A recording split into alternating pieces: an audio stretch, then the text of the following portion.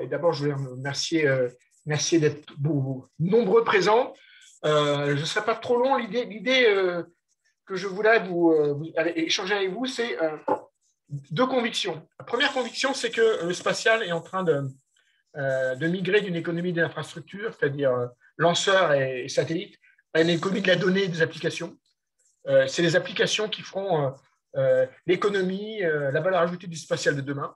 Et donc, on est forcément convaincu que c'est dans ce domaine-là, et au CNES, on en est profondément convaincu, c'est dans le domaine des applications sur lesquelles on doit aussi porter notre effort pour non seulement soutenir les grandes entreprises du secteur spatial, on les connaissait tous, hein, on connaît Safran, on connaît ADS, on connaît TAS, on connaît Ariane Group, mais soutenir aussi les futures grandes entreprises du spatial, qui sont les entreprises des applications, celles que vous connaissez.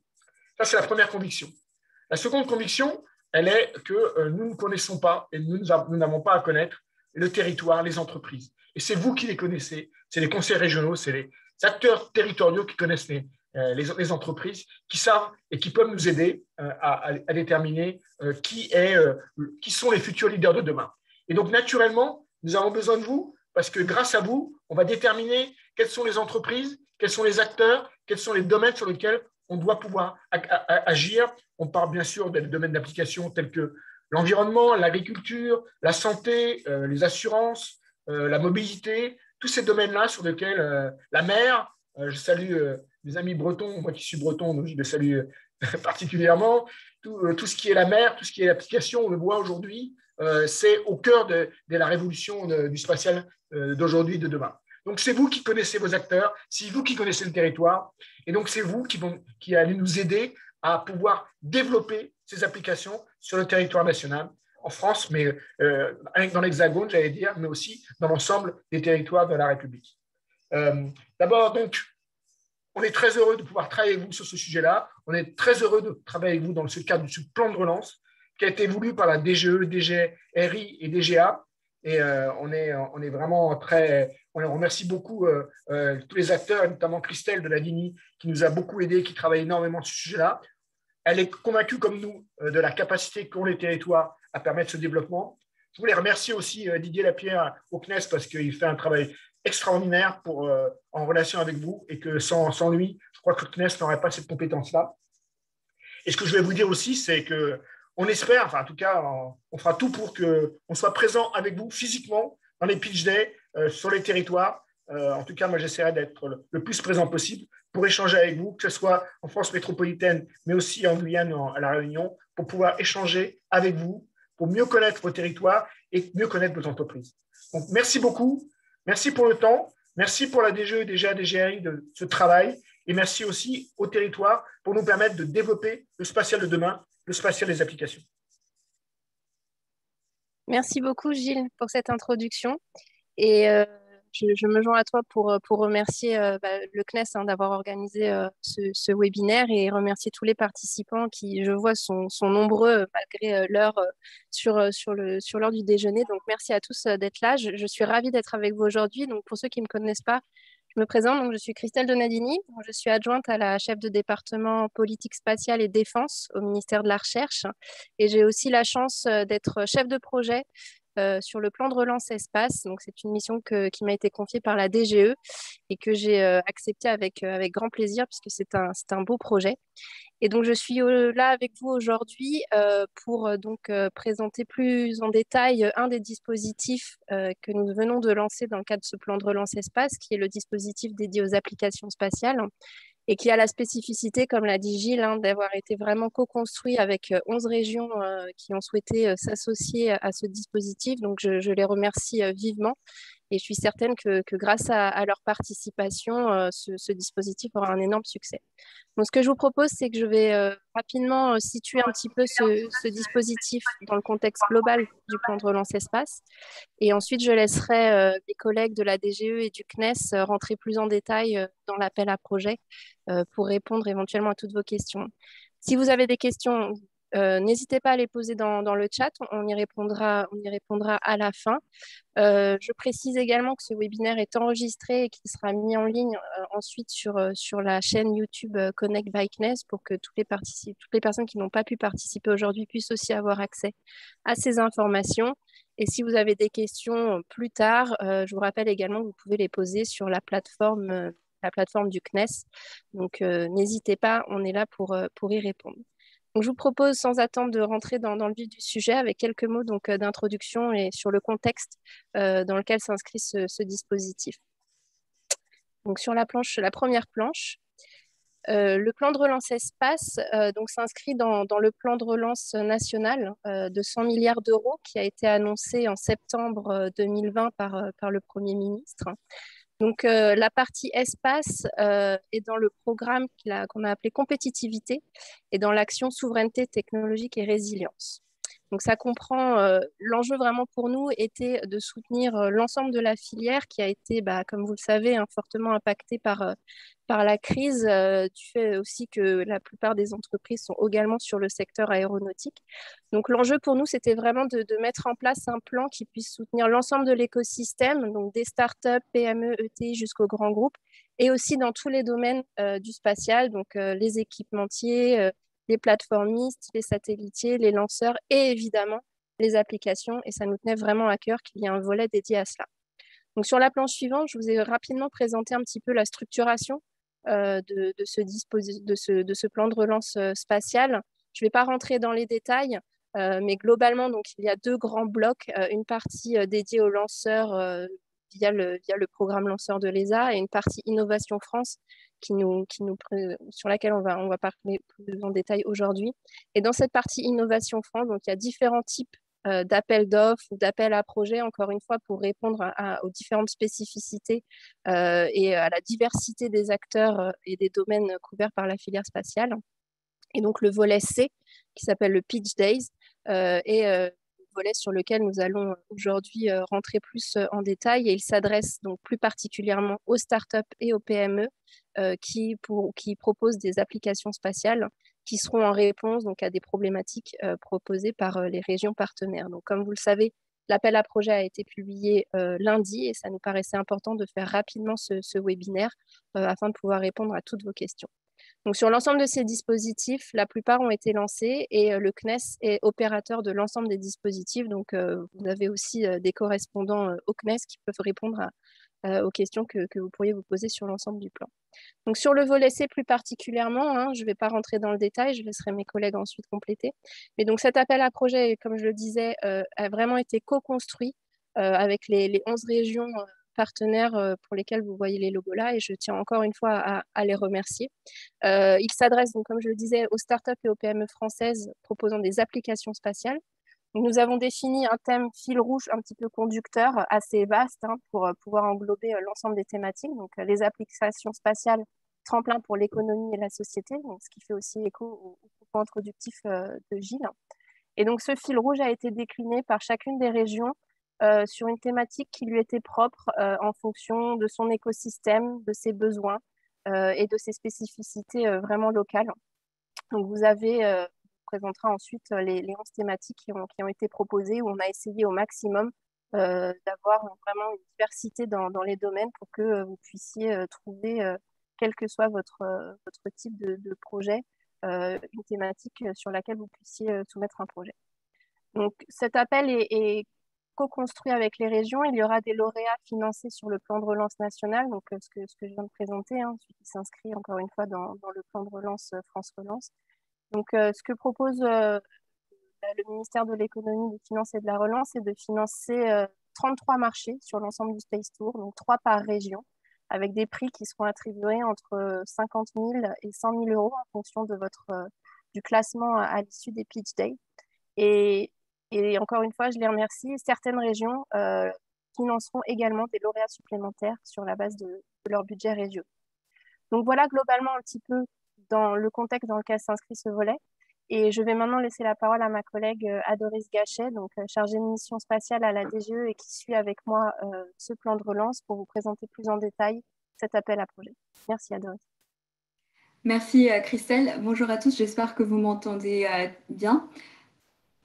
Comme disait Christelle, je suis chargée de mission spatiale dans une sous-direction qui s'occupe du spatial au sein de la Direction générale des entreprises du ministère de l'économie et des finances.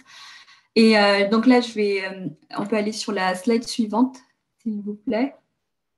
Donc, je vais rentrer un peu plus dans le détail de ce que Christelle vient de présenter en rappelant vraiment les grandes lignes et les points saillants de l'appel à projet. Et donc, je vous invite vraiment à lire attentivement les documents qui sont relatifs à cet appel à projet qui sont disponibles sur la plateforme du CNES.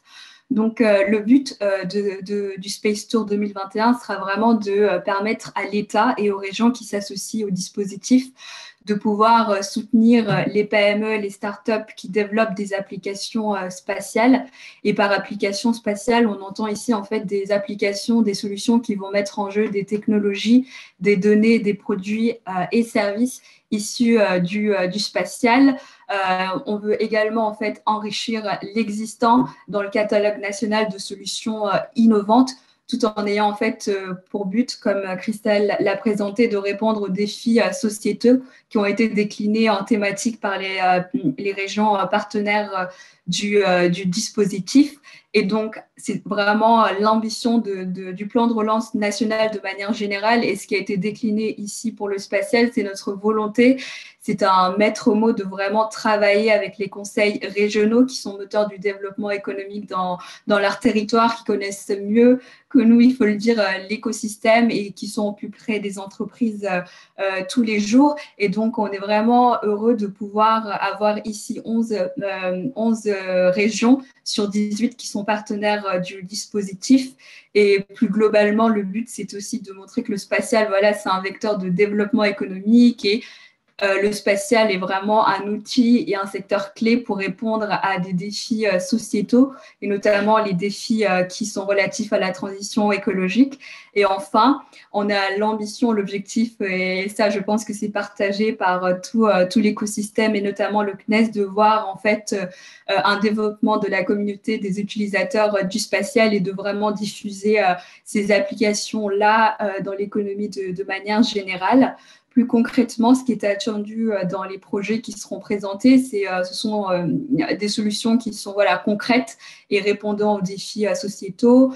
On veut recevoir des projets qui soient économiquement robustes, c'est-à-dire d'aller vraiment au-delà d'une proposition de maquette ou de prototype, et puis bien évidemment des solutions qui soient innovantes et nécessitant des activités de R&D. Ça, c'est parce que le plan de relance spatial, lorsqu'il a été arbitré, c'est un plan qui doit financer des projets de R&D. Et donc, on attend des projets qui pourront permettre un service opérationnel dans un délai de 2 ans. On peut aller sur la slide suivante. Il y a, pour les premiers qui ont commencé à regarder le document, il y a en fait 2 sources de financement qui découlent tout naturellement de l'association en fait des régions, et cette coexistence du financement national et régional est assez essentielle à comprendre pour le fonctionnement de cet appel d'offres. Donc, je vous rappelle que, comme le disait Christelle, les dossiers, l'appel à projet a été ouvert et vous avez jusqu'au 17 mai pour déposer vos dossiers. À partir du mois de juin, lors du mois de juin, on aura plusieurs comités de présélection des dossiers. Ces comités de présélection vont mobiliser les représentants de l'État et les représentants des régions. L'objectif du comité de présélection ne sera pas de classer chaque société, mais plutôt d'identifier celles qui nous paraissent les meilleures et qui sont invitées à participer au Pitch Day, ainsi que les sociétés qui pourront bénéficier d'un cofinancement régional. Lors du comité, donc, on a 3 projets qui vont être sélectionnés pour faire l'objet d'un financement sur le plan de relance national. Et en supplément, en plus de ces 3 dossiers-là, les 7 régions qui souhaitent cofinancer vont pouvoir, sur un budget régional également, sélectionner des entreprises qui sont implantées sur leur territoire, qui auraient déposé donc des dossiers concernant n'importe quelle thématique. le nombre de dossiers et les modalités du soutien qui sera apporté par les régions restent à la discrétion de chaque région. Donc, à l'issue du comité de présélection, vont pouvoir se dérouler les phases d'instruction approfondie. Les 2 instructions, donc pour le financement national et le financement régional, seront en parallèle et ne sont pas étanches. Il y aura naturellement des discussions entre le CNES et la DGE et les régions dans l'intérêt des entreprises. Mais ça reste vraiment 2 circuits financiers qui sont différents et 2 modalités de mise en œuvre qui pourront être différents. Puis, à partir de septembre, on va avoir toutes les semaines les déroulés des Pitch Days. C'est sur la slide suivante. Voilà, merci. Et donc, les Pitch Days, c'est le Pitch Day, donc, comme je le disais, aura région dans chaque région. Donc, il y a 11 Pitch Days pour les 11 régions qui sont partenaires du dispositif. Ces auditions se dérouleront en présentiel si c'est possible ou en virtuel le cas échéant et dureront globalement 1h30. Les comités de présélection dont je viens de parler, ainsi que les comités de sélection sont en fait donc composés de représentants de l'État, comme je le disais, du conseil régional, du lieu où a le Pitch Day, du CNES et éventuellement des experts dont le comité de présélection et de sélection pourra mandater et donc probablement les boosters. Lors du comité de sélection, les régions seront invitées, pourront participer à la notation des 3 boîtes qui sont retenues pour le Pitch Day sur le financement national parce que le Pitch Day se déroulera chez eux.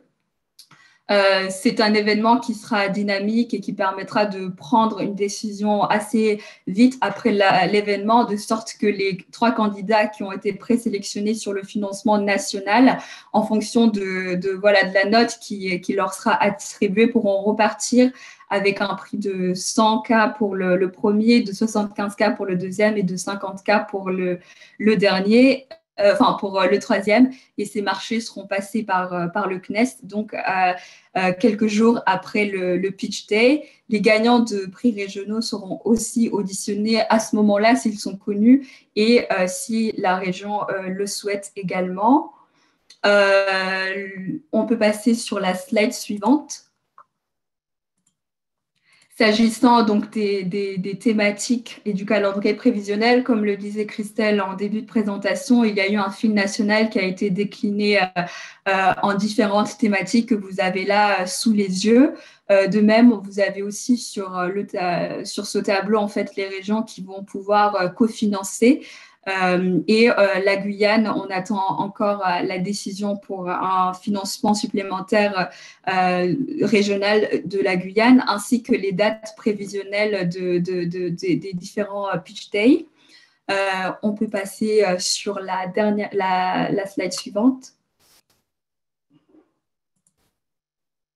Donc, comme je le disais tout à l'heure, les projets attendus doivent présenter en fait une solution spatiale. Donc, on veut vraiment des applications spatiales avec une composante spatiale. Deuxièmement, il faut qu'il y ait une assiette de R&D. Donc, la réalisation doit comporter des travaux de recherche et développement applicatif ainsi que du développement expérimental. Qui sont donc nécessaires à la mise sur le marché dans un délai de 2 ans. Les projets doivent être porteurs de fortes perspectives d'activité, d'emploi et sur le territoire national, tout en visant des retombées économiques et technologiques. Ces retombées devront être quantifiées dans la réponse à l'appel à projet que Didier va vous présenter par la suite.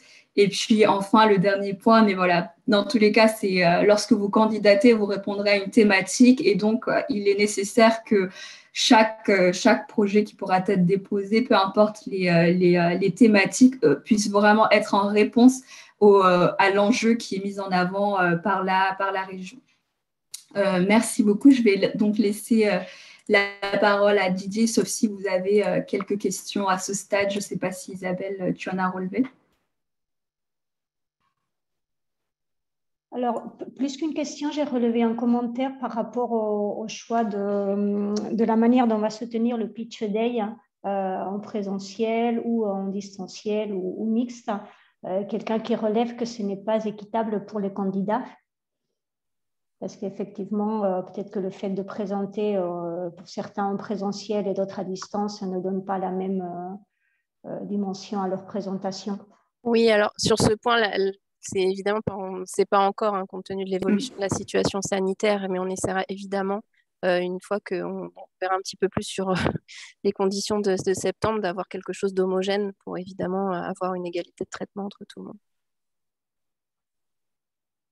Sinon, j'ai remarqué, enfin, juste pour répondre aussi aux deux points au-dessus, oui, en effet, quand on dit cofinancer sur les régions, c'est parce que, en fait, pour la plupart des régions, donc elles mobiliseront des régimes de RDI qui assument en effet un cofinancement de la part du porteur de projet, contrairement à la partie donc marché CNES, où là, on mobilisera régime achat innovant.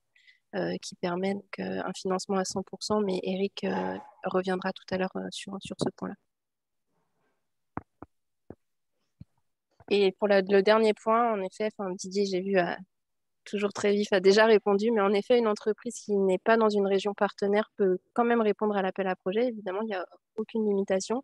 Et de même, une entreprise d'une région peut répondre sur une thématique d'une autre région qui n'est pas celle où elle est implantée.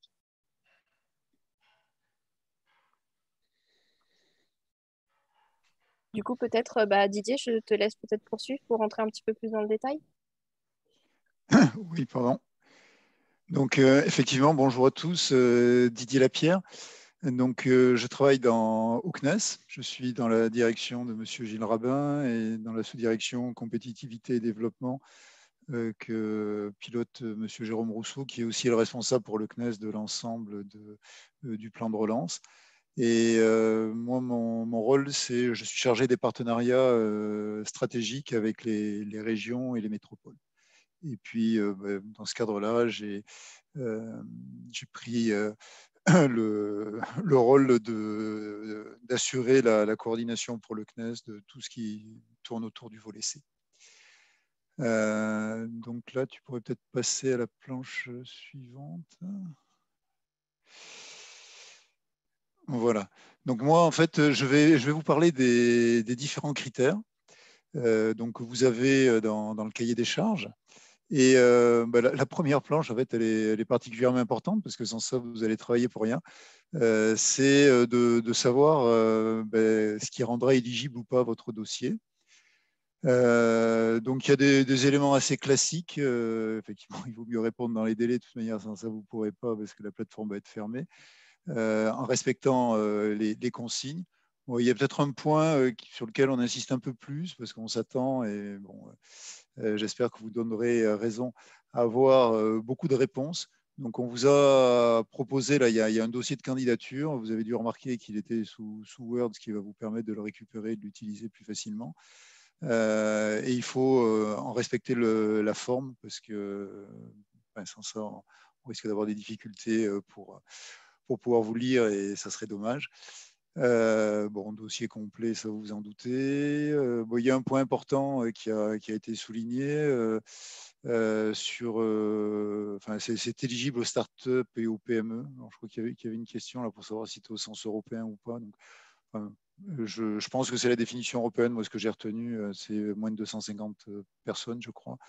Mais bon, ça, Christelle pourra peut-être apporter la précision, ou Eric Merle.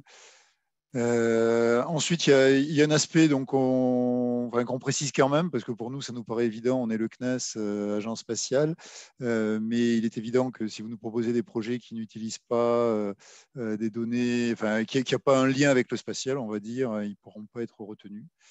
Et puis ensuite, effectivement, il faut que les travaux qui soient proposés soient réalisés en France. Donc voilà pour ces critères d'éligibilité, donc soyez vigilants parce que sans ça, vous perdriez votre temps à répondre.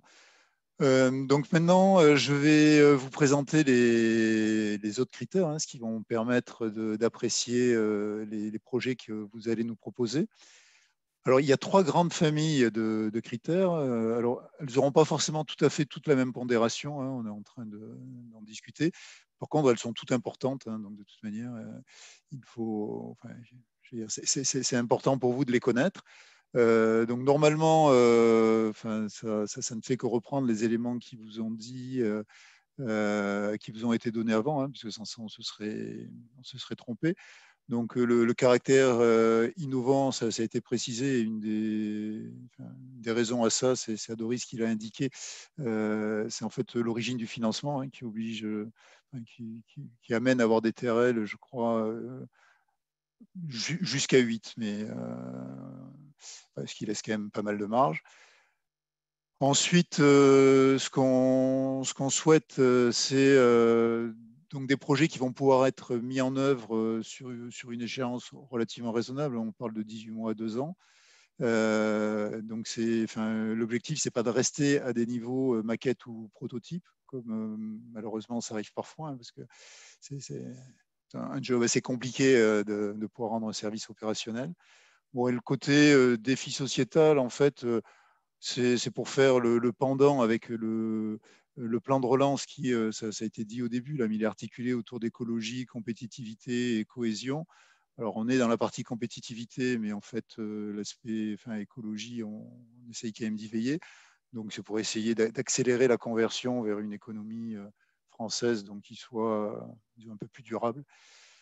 Mais vous l'avez dans les thèmes, je crois qu'ils sont sans équivoque, hein, les 11 thèmes montrent bien ces éléments-là. Donc en fait, il faut aussi que le projet que vous nous proposez y réponde à un de ces 11 thèmes, hein, avec un lien qui soit quand même suffisamment clair. Et dans la nature du projet aussi, alors on a indiqué un lien avec un booster. Alors les boosters, d'ailleurs, je les remercie parce qu'ils nous ont aidés à mener ce projet. Ils étaient même à l'origine, ils nous avaient apporté l'idée. Et je sais qu'ils sont en lien en direct avec beaucoup d'entreprises. Pour nous, c'est quand même la garantie. Alors, c'est les boosters ou des structures régionales d'accompagnement, parce qu'il n'y a pas des boosters forcément sur toutes les régions, enfin, c'est sûr d'ailleurs, sur toutes les régions qui ont répondu. Et puis, comme on l'a dit, vous pouvez même répondre si vous n'êtes pas dans une des 11 régions. Donc, ça peut être une structure régionale d'accompagnement. Pour nous, c'est important parce que c'est quand même la garantie que le dossier, je veux dire, il a été un petit peu secoué avant qu'il nous soit proposé. Donc, c'est une garantie de qualité des dossiers proposés.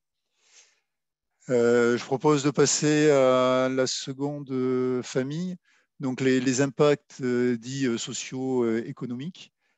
Donc le premier, qualité robustesse du modèle économique, il est classique, hein. Toutes les startups et les PME, vous êtes rodés à ce genre d'éléments, hein. Prouver le marché, une petite étude sur la concurrence, enfin, des éléments, je ne vais pas y revenir, vous êtes meilleur que moi sur ce domaine-là. Sur le marché potentiel, alors ça c'est un point qui est important parce que la façon dont on a structuré l'appel à projet pourrait laisser un doute. Ce qu'on veut, nous, c'est quand même avoir des services qui aient le plus grand potentiel après de mise en œuvre. Donc, il ne s'agit pas de répondre, alors même si chaque région est attachée à une thématique, hein, et c'est important, mais il faut quand même que le service il soit applicable de manière un peu plus, assez large et la plus large possible. L'avantage concurrentiel, il faut que on est quand même dans des travaux innovants, donc il faut que ça puisse vous apporter un plus, parce que sur le marché que vous visez, le fait de mettre au point ce service va vous donner une avance et donc permettre après d'être plus à l'aise. Donc les retombées économiques, évidemment, ça s'est demandé, hein, puisque c'est même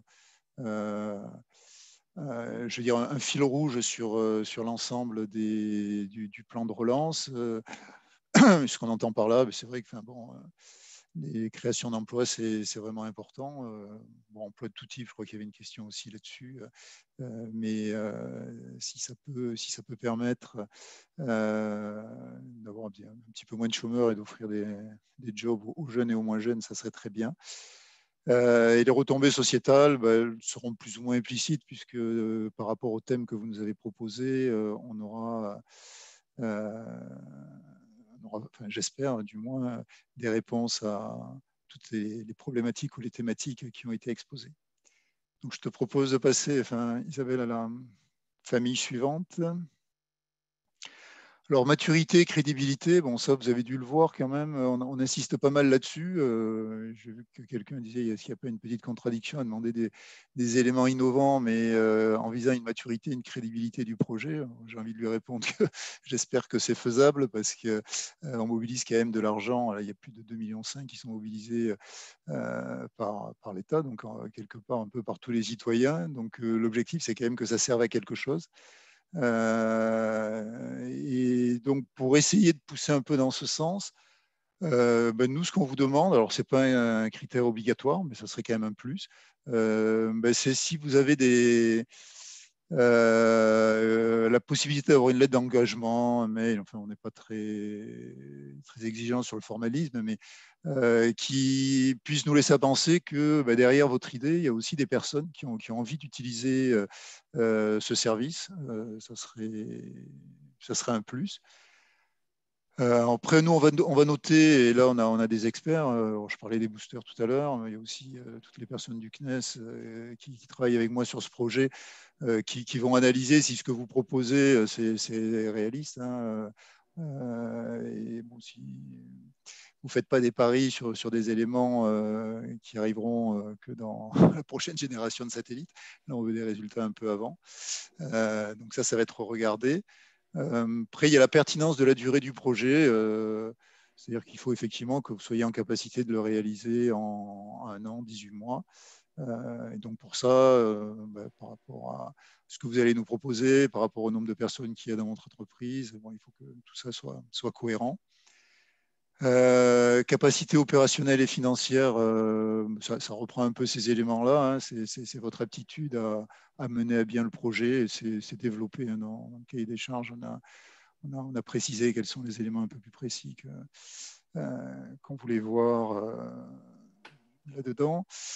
Et après, diversité dans l'équipe, ça, en fait, je ne vais pas vous l'apprendre, mais normalement, on a un peu plus de chances que les choses se passent bien s'il y a une équipe avec des compétences variées et des gens qui ont des profils et des expériences très, très complémentaires. Donc voilà, tous ces critères-là, je les ai repris, ils sont dans le cahier des charges, et donc vous pouvez les retrouver sans problème. Bon, vous voyez aussi qu'ils ne sont pas si nombreux que ça, ni si exotiques. Je voudrais maintenant passer en fait à quelques conseils là, pour remplir le dossier de candidature. Donc, alors, je le rappelle, c'est important, mais vous avez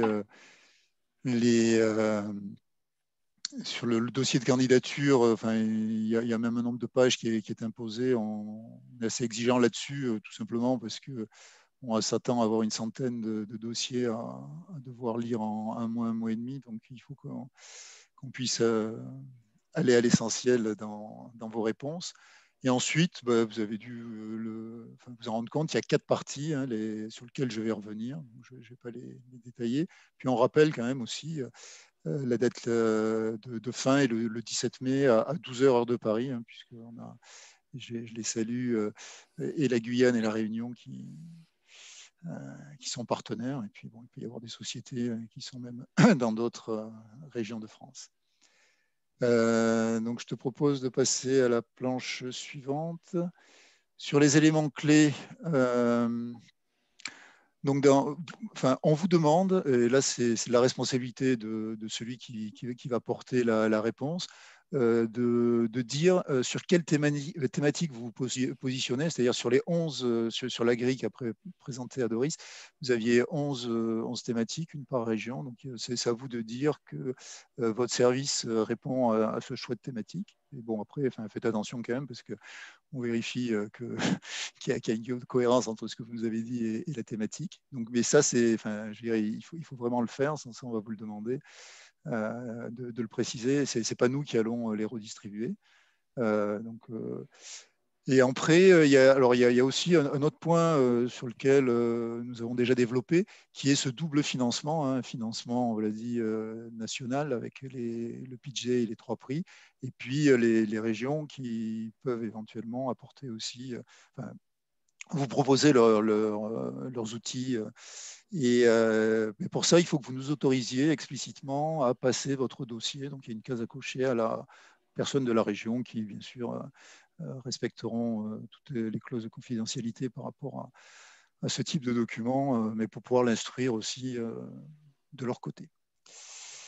Donc voilà les éléments essentiels sur ce dossier. Après, je crois qu'il y avait, sur la planche suivante, il y avait aussi une information. Donc là j'anticipe un peu sur une question parce qu'on l'a déjà posée. Dans les éléments demandés, à un moment donné, il y a des informations pour présenter la société, ça c'est très classique, donc je pense que vous n'aurez aucune difficulté à les remplir. Il y a peut-être un point, à un moment donné, on doit demander le chiffre d'affaires sur les 3 dernières années. Donc ça, c'est effectivement pour les entreprises qui ont 3 ans d'existence, mais vous pouvez répondre à l'appel à projet si vous avez moins de 3 ans, et à ce moment-là, vous mettrez juste, si vous avez 1 an, 1 an, et si vous en avez 2, et voilà. Mais ce n'est pas obligatoire que votre société ait 3 ans pour pouvoir répondre. On peut passer à la suite. Donc sur la présentation du projet, le point qui est important, que je me permets de souligner, c'est qu'en fait, il y a une obligation. Alors, vous l'avez vu, il y a 3 prix, 50 €, 75 et 100 € suivant que vous serez le 3e, le second ou le premier. Et là, on vous demande donc de faire une proposition pour un projet à 50 € et après de proposer, de nous dire ce que vous pourriez apporter en plus. Si on vous débloquez 25 000 € de plus pour arriver à 75 ou 50 000 de plus pour arriver à 100 €. Et donc, les informations doivent être présentées en incrémental. Hein. Vous n'avez pas pour 75 € à représenter tout ce que vous avez dit pour 50. Vous précisez juste la différence. Et pareil pour 100 €, vous dites juste la différence par rapport à 75. Ça vous fera gagner du temps. Et bon, pour les relecteurs, ça sera plus facile aussi. Donc après, sur les éléments complémentaires, donc ce qui vous est demandé, c'est si vous avez travaillé ou allez travailler, parce qu'on comprend que là, on vous laisse peu de délai, mais avec un booster ou une structure d'accompagnement régional. Et là, je voulais répéter, d'abord, les boosters sont partenaires de cette opération depuis le début. Et puis, pour nous, c'est quand même la garantie. Déjà, ils savent bien ce qu'on attend. Donc, le dossier est un peu consolidé. Vous, ça peut vous permettre aussi de nous présenter un dossier de meilleure qualité. Le transfert vers le conseil régional, je vous l'ai dit, c'est important si vous voulez quelque part doubler vos chances de pouvoir bénéficier d'un contrat derrière. Le client utilisateur potentiel, on en a déjà parlé. Et, alors après, oui, vous avez la possibilité, vous pouvez présenter autant de dossiers que vous voulez. Après, il faut qu'ils soient tous différents quand même. Hein, faut pas... et vous pouvez les présenter d'ailleurs sur des thématiques différentes. Alors là, on vous le demande, nous on va le vérifier, mais enfin, on vous demande aussi de nous donner l'information parce qu'on pourrait louper le regroupement. Ce qu'il faut savoir, c'est par contre, une société ne peut gagner sur le plan national que 2 prix, enfin 2 marchés. Donc, si vous répondiez à 10, ça augmenterait vos chances. Mais au maximum, vous pouvez bénéficier de 2 contrats. Voilà. Et je crois que j'en ai terminé avec mes planches. Donc, je ne sais pas s'il y a des questions à apporter. Sans ça, moi, après, je passerai la parole à Eric Merle qui vous présentera, donc du service juridique, qui vous présentera le marché. Mais je ne sais pas. S'il faut que je réponde à des questions maintenant, je n'ai pas eu le temps de les lire.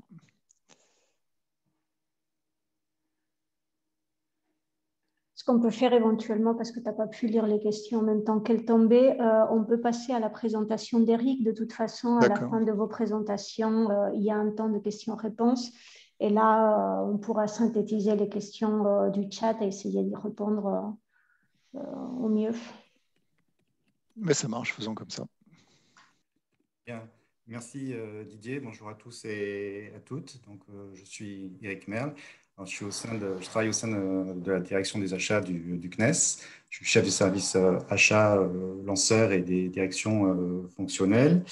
Et je vais aborder avec vous la partie on va dire la plus sympathique du processus, le contrat qui sera signé avec le CNES à l'issue de chaque PIGD dans les régions.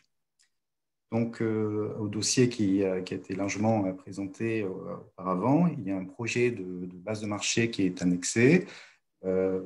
Ce projet, vous le verrez, c'est un projet sur 3 pages. Donc, c'est un projet qui est assez simple mais complet. C'est un dossier donc, qui présente les clauses habituelles d'un contrat, mais qui présente bien sûr les clauses administratives particulières du CNES ou les conditions d'achat et certaines exigences qui sont demandées vis-à-vis de ce plan de relance, qui sont un peu plus particulières, et notamment des exigences vis-à-vis de la communication, du reporting à faire pour le suivi de ce plan de relance. Et puis, certaines exigences concernant l'exécution du marché, et notamment la possibilité de reverser une partie du montant si l'exécution de marché se passe mal. Et bien entendu, comme chaque marché sera annexé, une annexe technique, où vous retrouverez, bien entendu, pour les gagnants, les engagements de livrables, descriptifs techniques, le lotissement technique, le planning, les interlocuteurs, voilà, les éléments essentiels qu'on trouve dans un contrat. Donc, je vous invite à le regarder. Et puis, ce qui est important, si on peut passer à la planche d'après, Isabelle. Ce qui est important, justement, si vous avez des questions par rapport à ça ou aux autres sujets, c'est que seule la plateforme achat du CNES, le site acheteur du CNES, est le seul moyen pour communiquer entre vous et nous. Donc, l'adresse est une nouvelle fois rappelée sur la slide. Et vous avez jusqu'au 17 mai, vous pouvez poser des questions et on sera un plaisir de répondre au plus vite à ces questions. Et bien sûr, il y aura des questions qui pourront être relayées vers les régions. Voilà. Une fois le processus terminé, ce sera également avec cette plateforme que l'on échangera avec des questions soit du CNES, soit de la DGE. Voilà pour la partie contractuelle. Et puis, dans les slides suivantes, on retrouve un certain nombre d'éléments qui sont de fois en question, où il y a des éléments qui ont été déjà apportés précédemment. Donc, ça peut permettre de répondre à certaines questions posées dans la liste. Donc, comme le fait que qui est éligible, donc les startups ou les PME, voilà, le fait de soumettre plusieurs projets sur plusieurs thématiques, mais seulement deux marchés sur l'ensemble du Space Tour. Vous pouvez bien sûr soumettre plusieurs projets sur la même thématique. Et puis voilà, donc il y a certains éléments qui sont indiqués sur cette slide. On pourra y revenir aux questions directement. Et puis, ce qui est important, c'est toute aide que vous souhaitez avoir pour la rédaction des dossiers, c'est de vous rapprocher des boosters qui sont indiqués en annexe du dossier ou alors d'une structure régionale d'accompagnement de l'innovation. Et puis, Didier l'a rappelé également, une aide d'engagement de participation, effectivement, peut être une preuve d'intérêt de votre proposition. Donc, si on peut passer sur la slide suivante, là, vous retrouvez également d'autres éléments de réponse. Donc, je l'ai dit, les questions doivent être posées sur la plateforme achat du CNES. Si vous êtes un laboratoire, un établissement de recherche ou un EPIC, vous pouvez être associé bien sûr au projet, mais par contre, vous ne pouvez pas être pilote d'un projet. Et pour le transport et la lecture de tous les dossiers et puis vous permettre justement de mieux analyser toutes les réponses, il est important de respecter le cadre de réponse qui est proposé et le non-respect pourrait amener une non-condition de participation. Et puis, effectivement, ce qui est important, c'est que aussi votre projet doit utiliser des données, des produits, une infrastructure spatiale qui amène une solution concrète. Donc, c'est important qu'il y ait un lien avec le domaine spatial. Et s'il n'y a pas un lien avec le domaine du spatial, effectivement, vous ne remplirez pas le critère d'éligibilité, donc votre candidature ne sera pas retenue. Et puis, surtout, répondre pour chaque type de projet, pour un projet à 50 000 €, 75 000 € ou 100 000 €. Voilà. Je vous remercie pour votre attention. Nous sommes prêts à répondre aux questions.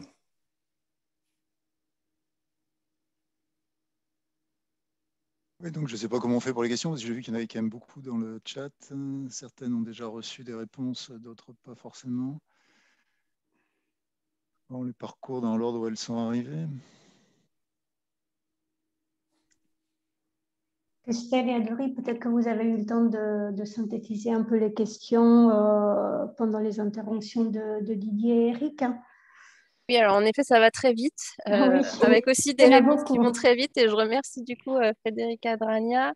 Alors, j'en ai noté pas mal en effet, sur l'éligibilité. Donc, en effet, c'est PME au sens européen. Les scopes sont aussi éligibles. Et donc, comme le précise le cahier des charges, société en cours de création. Ensuite, il y avait aussi une question sur, oui, alors, on parle de R&D, mais en même temps d'un projet qui puisse être mis sur le marché dans un délai de 2 ans. Donc, c'est parce qu'on est à des TRL assez élevés, comme c'est précisé dans le cahier des charges. Donc, il faut qu'il y ait une part de R&D, mais voilà, c'est sur des projets quand même assez matures.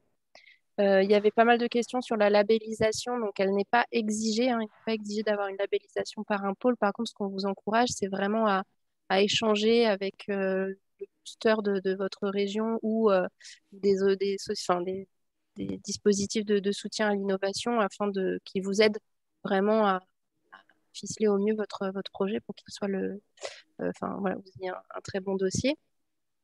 Ensuite, qu'est-ce que j'ai noté d'autre comme question? Oui, alors une entreprise d'un territoire qui n'est pas dans la liste des 11 partenaires peut répondre. Et puis, encore une fois, une entreprise d'un territoire peut répondre sur une thématique d'un autre territoire. Vraiment, il n'y a pas de limitation sur ça. La seule limite, en effet, c'est 2 contrats sur l'ensemble du Space Tour pour une même entreprise. L'objectif, vraiment, c'est de pouvoir soutenir un maximum d'entreprises. Donc, c'est pour ça qu'on essaiera de limiter au maximum qu'une même entreprise ait plus de 2 contrats.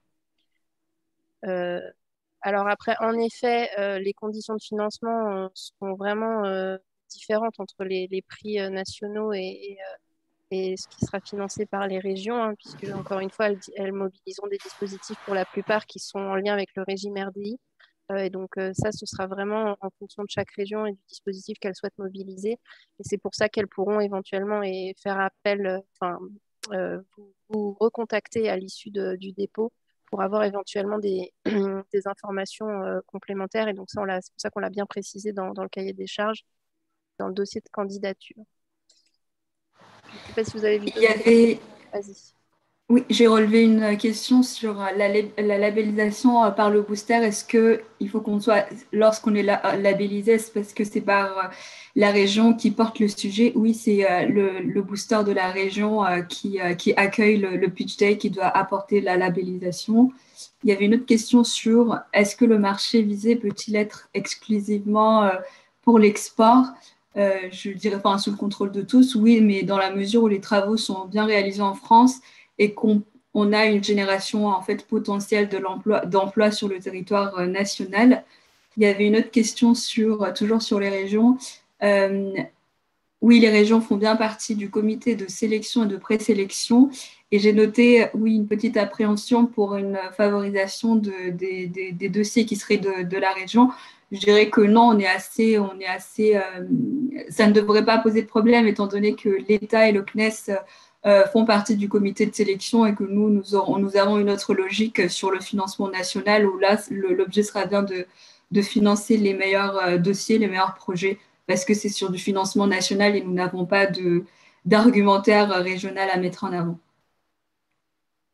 Justement, sur le budget national, donc je réponds à la question de Marc Perret qui vient d'être posée. Le budget global des dispositions dans le cadre du plan de relance national, c'est pour chaque région un prix à 50 000, un prix à 75 000 et un prix à 100 000. Donc, ce qui fait qu'au total, on mobilise 2,5 millions et pas 33 fois 75. Donc, plutôt 11 fois 50 plus 75 plus 100. Ça fait 2,5 millions. Il y a une autre question sur l'apport de financement privé. Pourquoi ? En fait, sur le financement national, on fonctionne par une logique de prix où on donne donc un prix. Et donc là, il n'y a pas de cofinancement, mais pour les financements régionaux, ça pourra être possible, tout à fait. Et donc oui, il pourra y avoir des financements privés. Mais sur le budget national, c'est vraiment une logique de prix avec un premier prix, un deuxième prix, un troisième prix et des prix qui seront similaires pour l'ensemble des pitch days.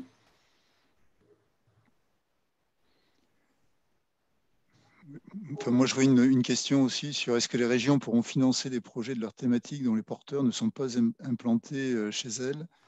Bon, je sais pas, il faudrait demander à toutes les régions. Enfin, en règle générale, la réponse est non. Hein. Généralement, quand ils financent, c'est des gens qui sont chez eux. Quoi. Par contre, ils peuvent financer des sociétés de leur territoire qui répondraient à une thématique d'une autre région. Ça, c'est possible.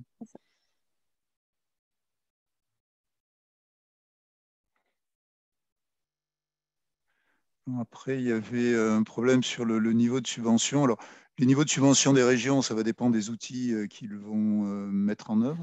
C'est vrai que généralement, enfin, bon, je vois, il y a une fourchette qui est donnée entre 45 et 80%. Je pense que ça doit couvrir à peu près tout.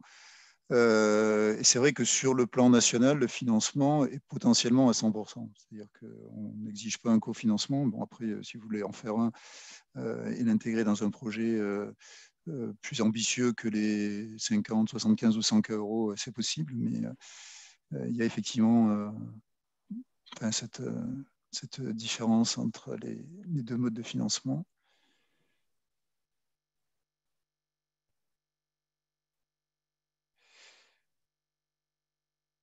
Alors en fait, il y a quelqu'un qui dit effectivement on limite à 2 contrats du projet par société sur le plan de relance nationale.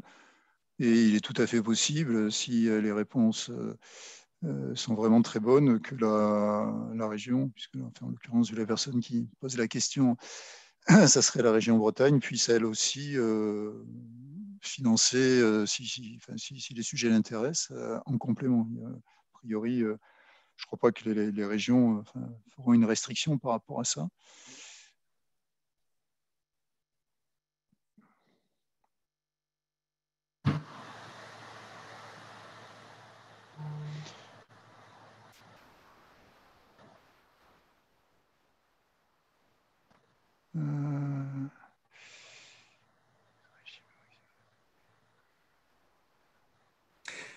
Alors moi, je peux répondre à la question de confidentialité. Donc, effectivement, les clauses il y a une clause de confidentialité classique dans le contrat, mais en fonction du sujet, cette clause de confidentialité peut être amendée et renforcée.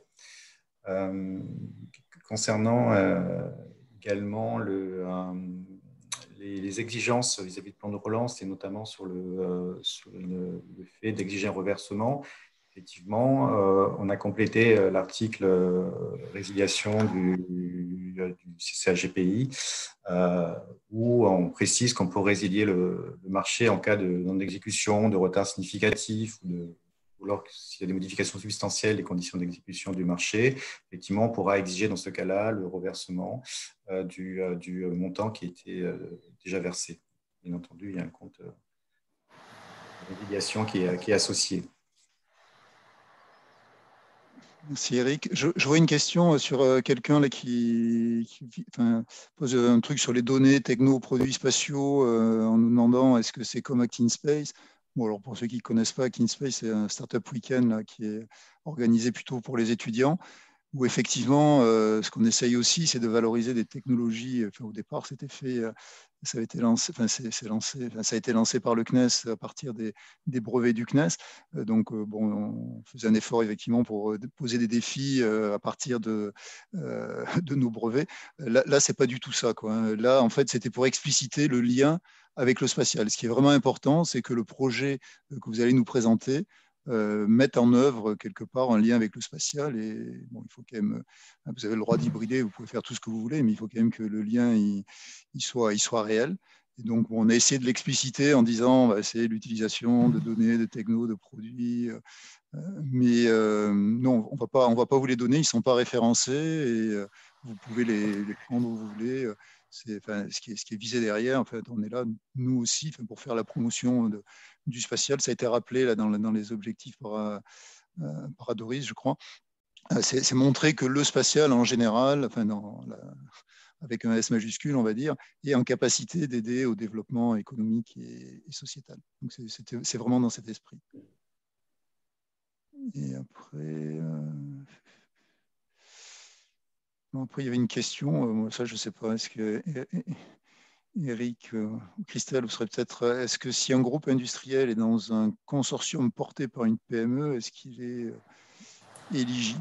Bon, je rappelle quand même que les prix, c'est 50, 75 ou 100 euros. Donc, a priori, on ne s'attend pas tellement à avoir beaucoup de consortiums. On n'est pas dans le volet B où les tickets d'entrée sont de 5 millions d'euros.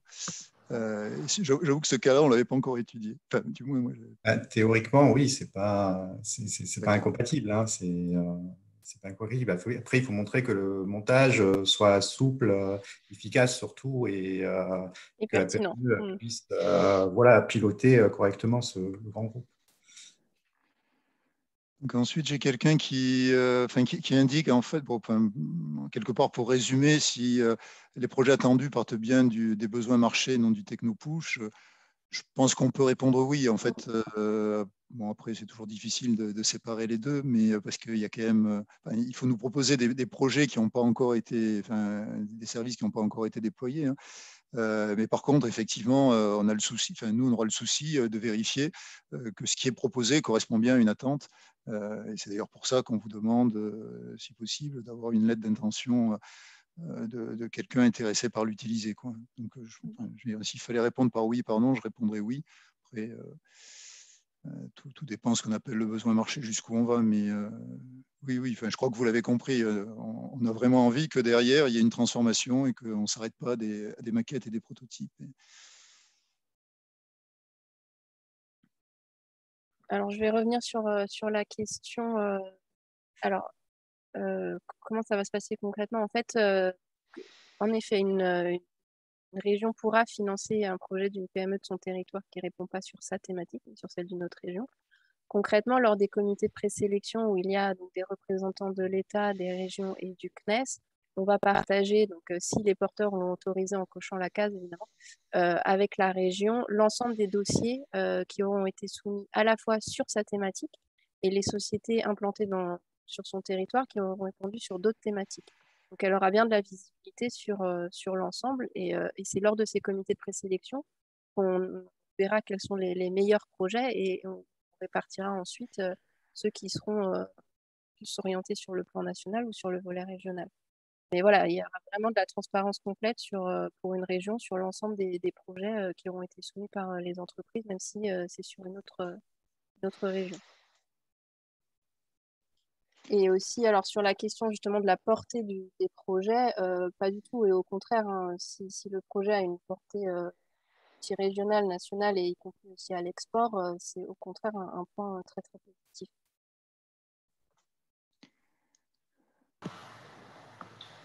Après, Eric, je crois que tu as une question là, c'est par rapport à ce qu'on a dû mettre et qui est une exigence du plan de relance nationale sur les demandes de remboursement là, que tu sais, qui sont dans une clause, c'est-à-dire que si la personne à l'arrivée ne fournit pas ce qui a été fait, donc il y a une demande de précision. C'est ce que je précisais tout à l'heure, effectivement.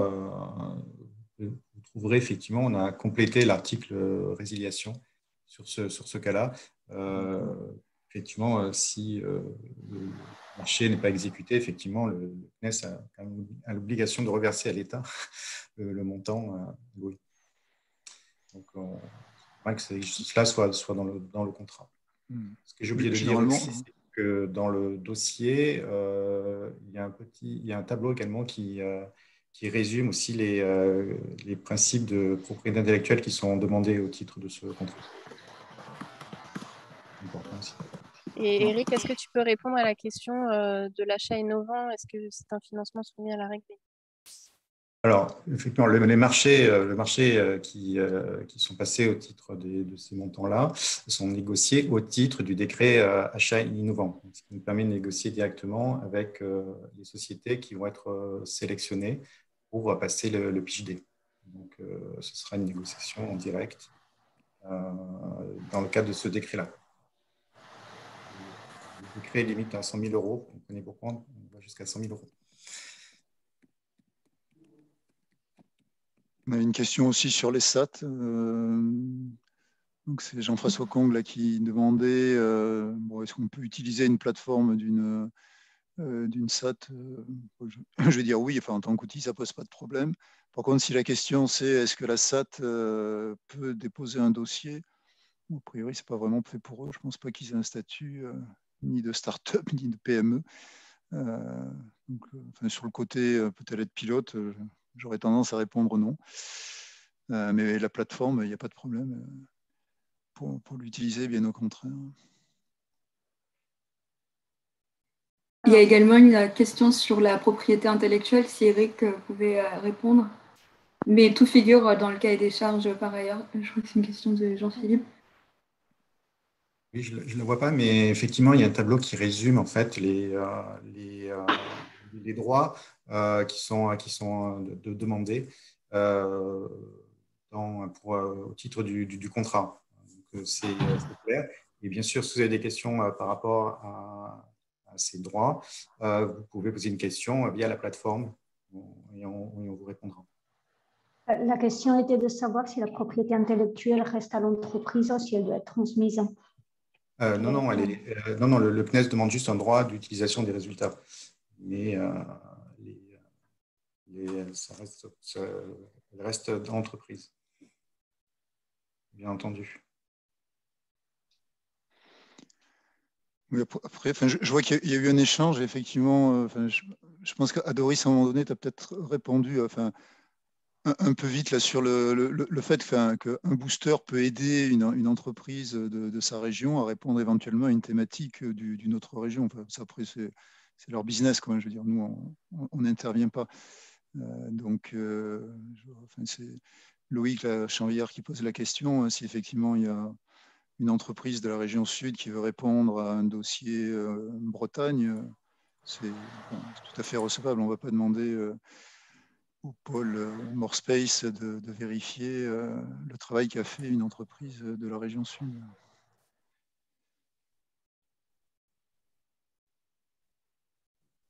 Après, il y a quelqu'un qui demande quelle est la relation entre le prix et le budget du projet. J'ai tendance à dire que c'est un peu vous qui choisissez. Au niveau national, nous, on est prêt si vous avez un projet, si vous nous proposez un projet à 100 000 euros, si vous avez le premier prix, si c'est vous qui gagnez, vous aurez 100% de votre budget couvert par le marché. Après, libre à vous éventuellement de dire que vous pouvez apporter éventuellement une partie de cofinancement, mais ce n'est pas obligatoire et on est prêt à financer l'intégralité dans la mesure où ça reste dans les 50, 75 et 100 euros. Quoi. Il y a également deux questions pour savoir si les financements sont soumis à la règle des minimis. Il me semble qu'Eric a répondu et non, ce n'est pas soumis. Enfin, sous le contrôle d'Eric. Oui, c'est ça.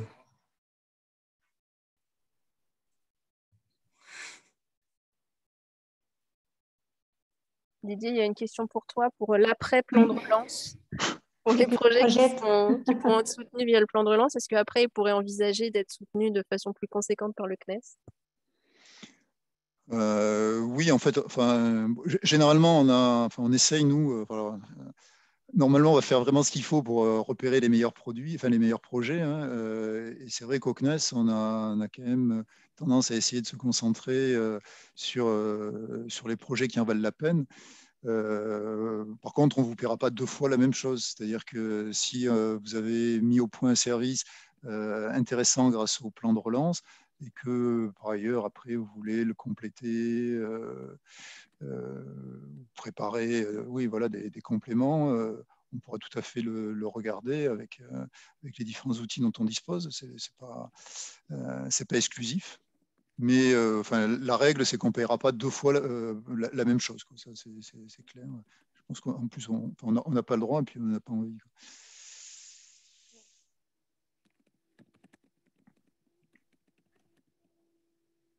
Après, il y avait une question de Marc Perret sur un grand groupe. Peut-il faire partie d'un groupement avec une PME et en lead? Enfin, Eric a répondu tout à l'heure. Et effectivement, c'est faisable.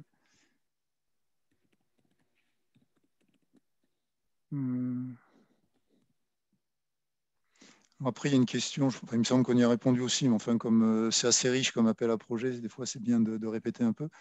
Une région peut-être financer un projet d'une PME de son territoire qui ne répond pas à la thématique de la région sur laquelle elle est implantée. Oui, je pense que oui, les débats qu'on a eus, les discussions qu'on a eues avec les régions, ils sont prêts. Pour eux, ce qui est important, c'est la localisation de l'entreprise qui finance si elle a ses clients ailleurs que sur son territoire. Je pense, c'est pas bloquant. Bon, après, je pense qu'elle apprécierait que les services rendus puissent aussi améliorer la vie des citoyens, mais la réponse est oui.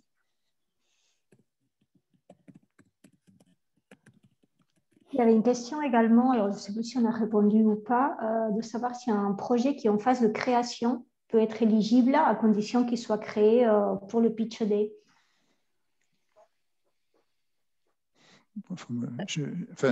C'est pas la société, hein, parce que la société, il faut qu'elle existe. Mais je veux dire, si c'est un projet, oui, a priori, on peut concevoir que vous attendiez d'être sûr d'avoir le financement pour pouvoir le lancer. Ça me paraît pas, bon, je sais pas. Oui, pour autant, je rappelle quand même la règle, hein, qui est que ce soit des TRL assez élevés qui permettent après une mise sur le marché dans un délai de 2 ans. Donc, s'il n'a vraiment pas démarré, bon, enfin, on regardera évidemment.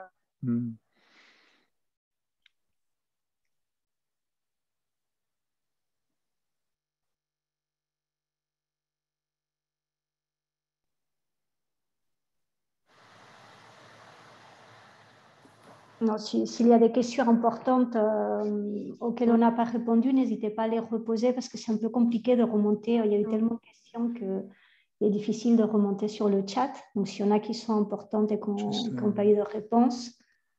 Il y en a une là où on nous demande est-ce que deux projets différents peuvent être proposés à une même région? Oui, la réponse est oui. Sachant après qu'on a toujours ce critère, c'est que vous pourriez être éligible. Alors, c'est vrai sur l'ensemble du Space Tour, qu'à deux contrats sur le plan national. Bon, a priori, c'est sûr que mais bon, il pourrait y avoir. Ça peut inciter la région à vous en financer, à vous proposer, à vous aider sur un, et s'il y en a deux d'intéressants, et l'autre peut être retenu au plan national. Donc en théorie, la réponse, vous avez le droit de proposer et ça sera étudié. Concernant la question sur la création d'une start-up qui va être créée au mois de juin, étant donné que les réponses sont prévues pour le mois de mai, c'est difficilement compatible. Prévoir notre support pour la remise.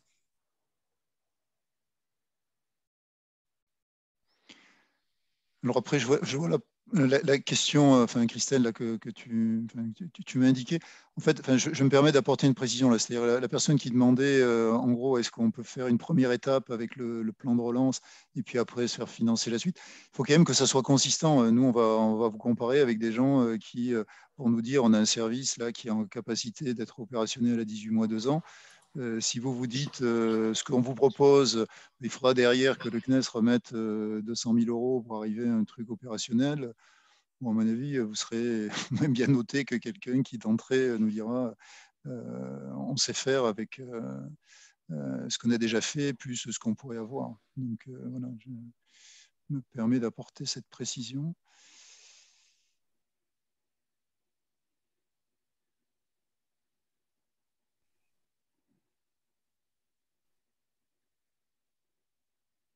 Après, les consortiums doivent-ils être à 100% français? Il me semble que oui. Oui, c'est un plan de relance national français. Ouais. De toute façon, donc je rappelle, hein, si vous avez d'autres questions, vous pourrez les poser sur la plateforme, hein, si on n'a pas forcément répondu à tout, si vous en avez d'autres par la suite, n'hésitez pas à poser les questions sur la plateforme.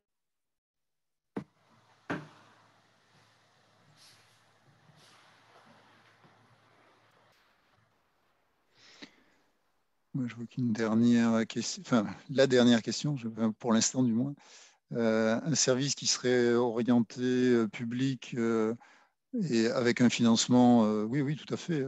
Si vous trouvez un partenaire public qui est prêt à vous financer et à ouvrir ça à ses usagers, c'est tout à fait acceptable.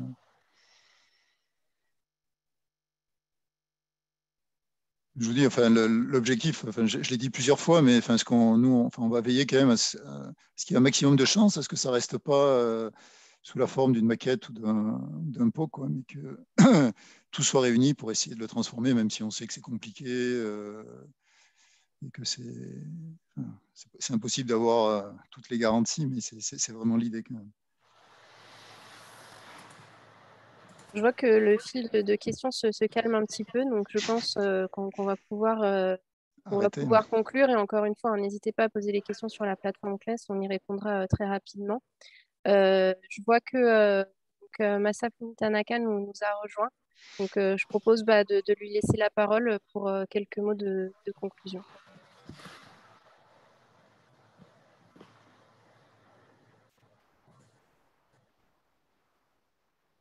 Allô, est-ce que vous m'entendez? Oui, très bien, merci. Oui, très bien. Oui, alors désolé, en fait, je viens juste d'arriver, donc j'ai du mal à conclure sur l'événement, mais en tout cas, j'ai l'impression qu'il y a eu beaucoup de monde. Donc, merci à tous pour votre mobilisation et votre participation. J'espère que ce petit séminaire a été utile pour répondre à toutes vos interrogations. Donc maintenant, l'étape à partir de maintenant, c'est de rentrer dans le dur, dans l'opérationnel. Et je ne sais pas où ce qu'on en est de la convention État-CNES, mais nous, en tout cas, on va faire le maximum pour déployer ce volet du plan de relance spatiale dans les plus brefs délais. Voilà tout ce que je voulais vous dire et merci encore une fois pour votre participation et votre mobilisation. Merci Massa.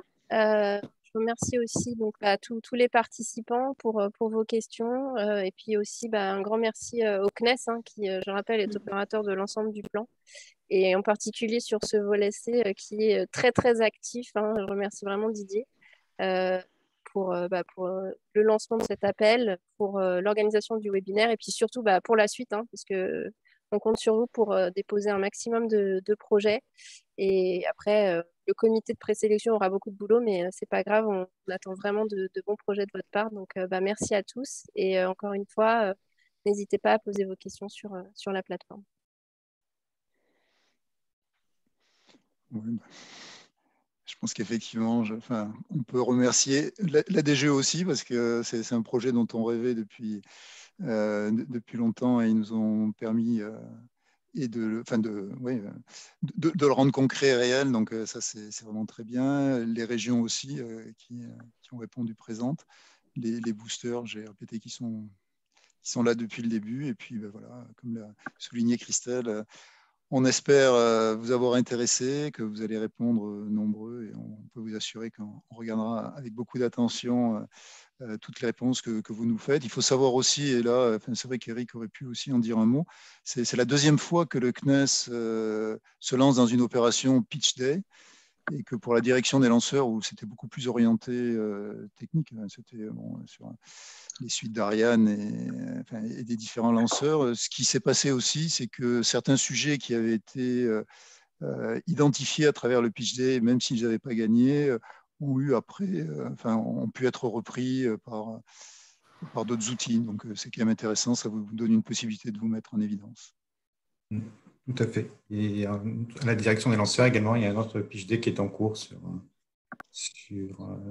les tâches supérieures.